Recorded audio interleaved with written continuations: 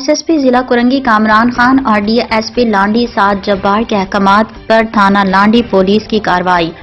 95 عدد مضر صحت چورا، 50 عدد مضر صحت معاوضہ سمیت 2 ملزمان کو گرفتار کر لیا گیا۔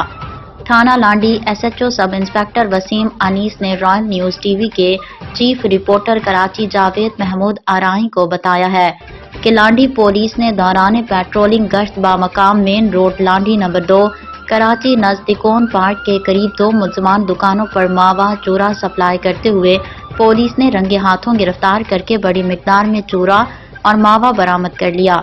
پولیس کے مطابق ملزمان کا سابقہ ریکارڈ چیک کیا جا رہا ہے۔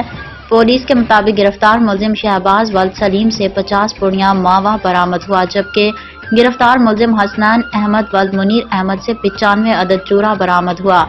پولیس کے مطابق گرفتار ملزمان کے خلاف گٹکا ماوا ایکٹ کے تحت مقدمہ الزام 660/2024 قائم کیا گیا۔ مزید تفتیش کے لیے SIO تھانہ لانڈی کے سپرد کیا گیا۔